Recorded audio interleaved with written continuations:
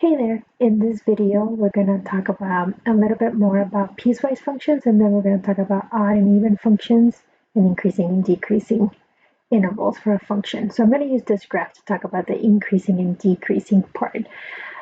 When we look at this is a piecewise function, but we may not be able to find a rule for it. So I know that it looks like the equation of a parabola up until when x is 1, and I can see that the y value is 1.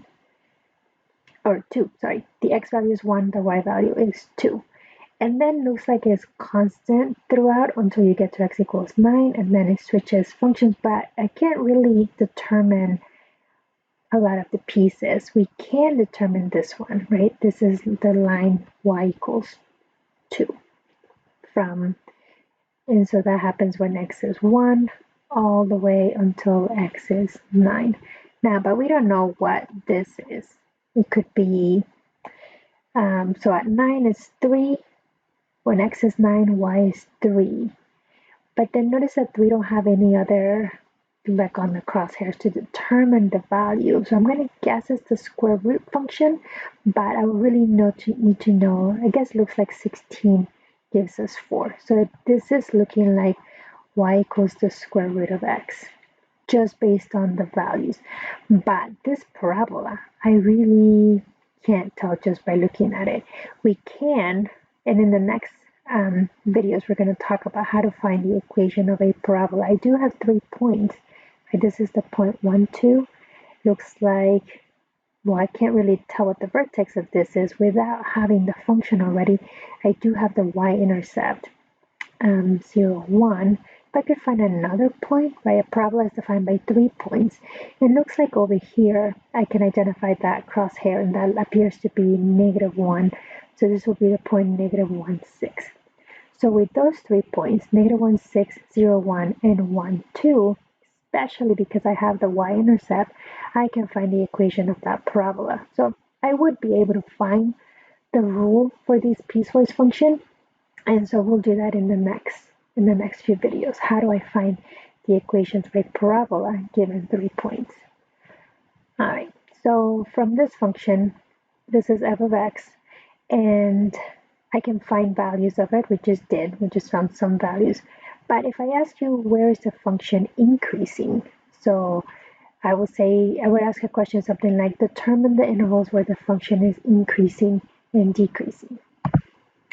All right, so that's the question. So let's unpack what that means. Determine the intervals where the function is increasing or decreasing. So when it's asking you for the intervals, this is asking you for x values. So the expectation is that these are x values in the domain, or values in the domain, I guess I could say, where the function is increasing or decreasing. So where the y values are doing stuff. So y values going up, right, increasing, or decreasing, y values going down. And when I talk about that up and down, that means if you're looking at the graph from left to right. So the reason that I want to mention this is because oftentimes when I see determined intervals where the function is increasing, I see people give us the y values. It's increasing, from 1 to 2. It's like, well, it increased from 1 to 2, but that is not those are the y values. But the x values is actually then is increasing from that vertex, whatever that might be, to 1. So we're looking at the x values. So determine the interval. So that refers to for what x values are the y values moving up. And so if you look at it from left to right, so in this case, because I actually chose I was thinking it was a good graph, but we don't know the vertex. So I'm just going to call it v sub x for the vertex. So we're going to say this is, what would you say? Where is it increasing? So looking at the graph, increasing, where you're looking at it from left to right. So you're looking at the y values. The y values are going down. So that's not increasing, that's decreasing. But the x values, so this is decreasing from -infinity to that vertex. and then it switches to, it increases that little blue part right here. So it increases from the vertex value to that corner. So that's when x equals 1. So we're going to say that f increases on the interval from the vertex. So I can say not included, right? So Vx, because at the endpoint or at that point it switches from decreasing to increasing, so it's neither increasing nor decreasing, to x equals 1. Now, if you don't like this, that I'm saying Vx, you can guesstimate what that is. So it appears to be, so if you look at that from 0 to 1, is a little bit less. It's not quite at 1/2, so maybe you can say a third, right? So you can, or approximating Vx to be 1/3. So then you can say it increases. So I'm going to just repeat this. F of x increases on 1/3 to 1. And then what else does it increase? And again, I don't want to be confusing here. I was just calling Vx because I don't know the vertex of that parabola, but we can approximate it and we can just say maybe 1/3. It looks like it's 1/3. The next time that it increases, so what happens from 1 to 9? It's constant.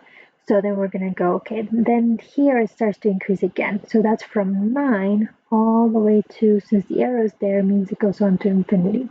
If this was a solid dot, then I will say from 9 to 16. But because I see an arrow, that means it goes on forever. So it's going to increase again from from 9 to infinity.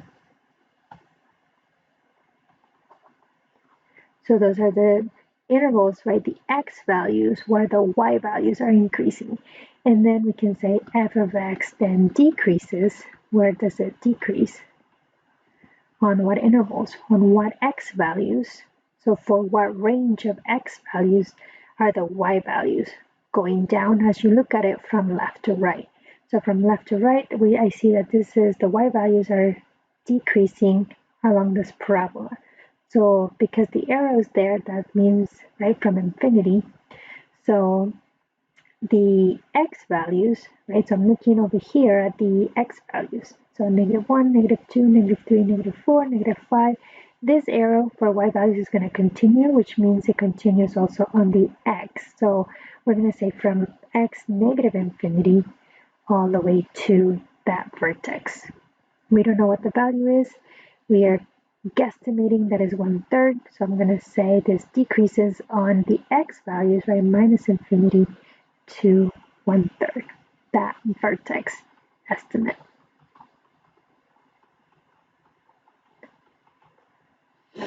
So that's where it's decreasing. Again, right, when we're looking for intervals, determine the intervals where the function is increasing, decreasing, the intervals are the x values. So you're looking on what x values is the function or the y values increasing or decreasing. And then in this case, I do have a constant, an interval where the function is constant. So I can say f of x is constant from 1 to 9. Meaning it doesn't decrease nor increase. And so that gives you an idea of how to determine the intervals where a function is increasing and decreasing. So again, when you see a question like that, determine the intervals where a function is increasing or decreasing, you have to kind of break that question down into determine the intervals, so determine the x values where the y values are going up, where the y values are going down. So that's what that means. All right, so let's talk about other types of functions. And the last thing I want to talk about in this video is how do you determine if a function is odd or even? So a little review from pre-calculus. I'm going to ask you here to dig in your memory. What do you know about odd and even functions? What does it mean to be odd? What does it mean to be even? So let's say a function f of x is even. I'm going to start with the even here. If when you do f of negative x, you get the original function back. So an example of this will be like x squared. And when you put in when you find f of negative x, that means everywhere you see an x, you plug in negative x, right? So negative x squared gives you x squared, which is the original function.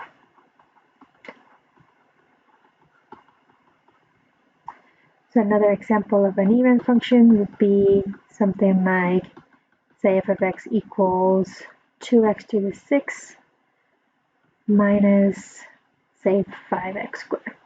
So if I have something like this, is it even? Well, let's find f of negative x. What is f of negative x? So everywhere you see an x, you plug in negative x. But an even power just makes the negatives go away. So you're going to end up with 2x to the 6 minus 5. Negative x squared is still x squared. So notice that we get the original function again, which makes it even. And so what about an odd function? So f of x is odd if f of negative x gives you negative f of x. So it's kind of like taking the negative out. So examples of odd functions, the one that comes to mind right away is x cubed. I call it the John Travolta function. So why? Because when you have f of negative x, why is it odd? When you put in here, right, replace the x with negative x, you have negative x cubed. Now negative x cubed, right, that means negative x times negative x times negative x. So negative x times negative x becomes positive x squared. But then you have multiplied by the negative x again, so you get negative x to the third. So notice that the x to the third is f of x, but we have the negative out here. So this is negative f of x. So that means that the function is odd. Why do I call it the John Travolta function? Because it's from that movie Saturday Night Fever. The graph of it is like that dance move. All right, so then that's how algebraically you tell if a function is odd or even. So let's try an example. All right, let's try this too. Are the functions odd, even, or neither? And so how do we determine that? Well, let's look at plugging in. So in each of these, we're going to replace x with negative x. So that's what we're going to do to determine if it's odd, even, or neither. Now, do you have a guess just by looking at them? If they're odd or even or neither? Oftentimes when I see that they're odd powers, I want to think that they're odd, but that's not always the case. So let's try part A. So we're going to do f of negative x, and we're going to see, do we get negative f of x? Or what do we get, right? Do we get f of x, or do we not get any of those? So the reason I said negative f of x is because, as I was saying, I was kind of guessing based on the power that it's going to be odd, but it's not always the case. So f of negative x, in our case, is going to be negative x to the third plus negative x, right? Replace every x you see in your problem with negative x. And then use the power rule, so negative x cubed is negative x quantity cube is negative x cubed, and then minus x. And here I can take a negative out, and I'm left with x cubed plus x, which is the original function, x cubed plus x. So I was correct in my guess that this is odd. So I get negative f of x. So that makes it odd. Had I gotten just f of x, then it would have been even. What about b? So what about, and this is g. So g of negative x, what does that look like? So everywhere we see an x, we're going to plug in a negative x. So let me write a little smaller. So g of negative x will be negative x to the fifth minus 2 times negative x plus 1. Now, any guesses on what it is? Are you guessing that is odd, even, or neither? So let's see. Based on the power, I always kind of want to guess odd, but you have to double check. You can't just guess it. So this will be negative x to the fifth minus 2 times a minus x becomes plus 2x plus 1. So my original function is positive x to the fifth minus 2x plus 1. So I have negative, and so I have opposite signs. So what happens if I take the negative out? So take a negative 1 out. So I'm left with x to the fifth minus 2x. But then I have minus 1, right? In order to make that a plus 1, when I take the negative out, the idea is if I multiply it back in, I should get what I started with. But this does not match the original function, right? The signs are different. So this is not equal to f of x, so that means it's not odd. And because I have the negative here, it's not even, so this will be a neither function. So neither odd or even.